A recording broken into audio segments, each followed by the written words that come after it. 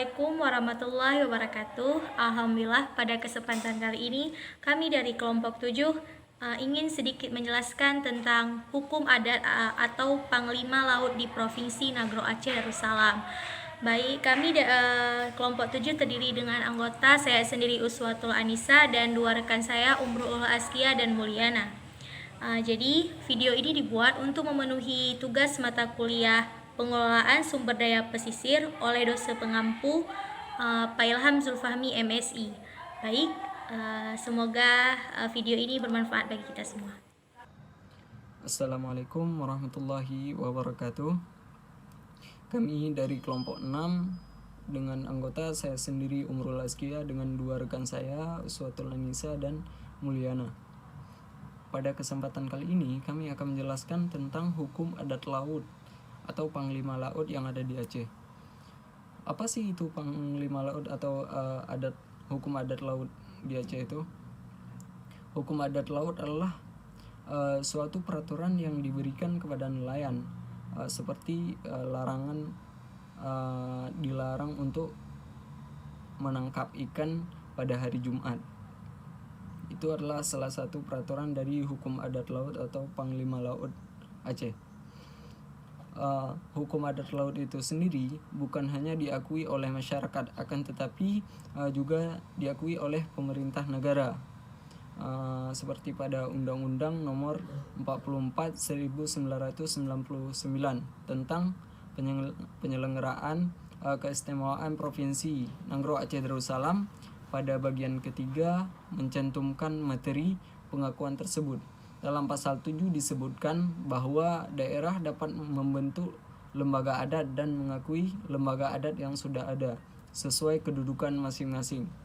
Keistimewaan Provinsi Nagro Aceh Darussalam kemudian diperkuat dengan diterbitkannya Undang-Undang Nomor 11 2006 tentang pemerintahan Aceh dan turunannya, seperti Kanun Nomor 10 tentang lembaga adat.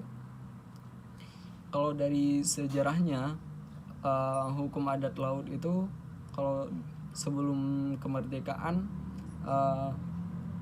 itu sangat diakui oleh masyarakat dan pemerintah, sangat diperhatikan lah. Akan tetapi sesudah kemerdekaan hukum adat laut kayak terabaikan gitu, walaupun masih ada yang melakukannya, masih ada nelayan-nelayan yang menerapkan hukum adat laut tersebut. Karena hukum adat laut tersebut bukannya merugikan bagi nelayan, akan tetapi malah menguntungkan bagi nelayan itu sendiri, karena populasi pada ikan bisa meningkat dengan tidak diambilnya ikan setiap hari, sehingga populasinya dapat meningkat seiring dengan waktu. Kemudian akan dilanjutkan oleh rekan saya Uswatul Anisa.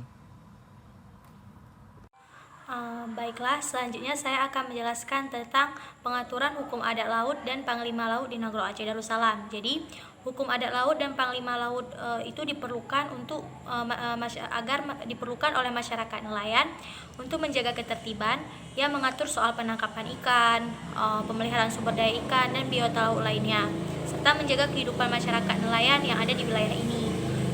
Kemudian salah satu pengaturan hukumnya yang pertama ada batas pengelolaan sumber daya. Jadi hukum adat laut atau Panglima itu memiliki wewenang sesuai dengan tingkatan dan hierarkinya. Jadi ada tingkatan dalam wilayahnya itu. Yang pertama itu ada Panglima Laut tingkat provinsi yang memiliki kewenangan di wilayah pesisir laut yang menjadi wewenang tingkat provinsi. Kemudian ada Panglima Laut kabupaten atau kota yang memiliki wilayah kewenangan di wilayah pesisir laut yang menjadi wewenang di tingkat kabupaten atau kota. Selanjutnya ada sistem aturan. Jadi saat ini hukum adat laut dan hukum adat dan Panglima Laut ini berlaku di seluruh Nagro Aceh Darussalam. Jadi ada kesepakatan sistem aturan hukumnya ya. Jadi ada beberapa. Yang pertama itu ada kesepakatan hari pantang melaut dan batas-batas waktunya. Yang pertama saat Idul Fitri, batas waktunya itu 3 hari penuh. Kemudian ada hari raya Idul Adha 3 hari penuh juga. Kemudian hari Jumat 1 hari penuh. Lalu ada hari kenduri laut 3 hari penuh, dan yang terakhir, kemudian ada memperingati hari tsunami 1 hari penuh, dan perayaan hari proklamasi juga selama 1 hari penuh. Kemudian seandainya seorang nelayan atau lebih dari 1 LUT melakukan pelanggaran hari pantang melaut di wilayah LUT lainnya, maka Panglima Laut yang wilayahnya dilanggar tersebut yang akan mengambil tindakan sesuai hukum adat laut yang berlaku. Kemudian selanjutnya saya akan menjelaskan tentang sistem hak di hukum adat Panglima Laut nih. Jadi dalam sistem hukum adat itu peran tertinggi dimiliki oleh Panglima Laut. Jadi pihak yang bertanggung jawab dalam melestarikan adat dan kebiasaan yang berlangsung di masyarakat itu dan menjembatani kepentingan masyarakat nelayan hubungan dengan pemerintahnya. Jadi adapun tugasnya dari tugas Panglima Laut itu yang pertama memelihara dan mengawasi ketentuan-ketentuan hukum adat laut, dan kemudian mengkoordinasi dan mengawasi setiap usaha penangkapan ikan, menyelesaikan perselisihan sengketa yang terjadi di antara sesama rakyat kelompoknya, dan mengurus atau menyelenggarakan upacara adat laut. Sekian dari saya, selanjutnya akan dijelaskan oleh rekan saya, Mulyana. Baik, saya akan melanjutkan pembahasan dari teman saya. Selanjutnya ada otoritas hukum laut di seluruh wilayah Nanggro Aceh Darussalam berada pada Panglima Laut dan Lembaga Adat Laut. Jadi struktur organisasi Panglima Laut terdiri dari beberapa tingkatan. Yang pertama itu tingkatan yang paling tinggi yaitu Panglima Laut, di bawahnya adalah Panglima Luhuk Laut, dan di bawahnya lagi ada Pawang Laut, dan di bawahnya lagi ada Pawang Pukat. Itu bentuk struktur atau hierarki Panglima Laut. Nah, selanjutnya kita akan membahas tentang untuk mewadahi musyawarah, dibentuklah permusyawarahan di tingkat LUT dan kabupaten.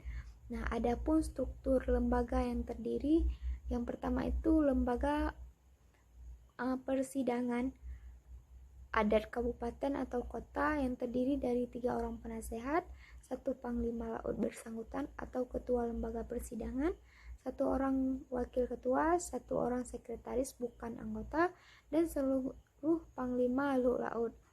Dan yang kedua ada lembaga persidangan hukum adat tingkat LUT terdiri dari 3 orang penasehat, Panglima Laut LUT bersangkutan atau ketua lembaga yang bersangkutan. Selanjutnya ada 1 orang wakil ketua, 1 orang sekretaris bukan anggota, dan 3 orang staf lembaganya. Jadi itulah bentuk-bentuk lembaga yang dibentuk untuk mewadahi permusyawarahan pada Pawang Laut. Selanjutnya sekian, terima kasih. Billahi taufiq wal hidayah. Assalamualaikum warahmatullahi wabarakatuh.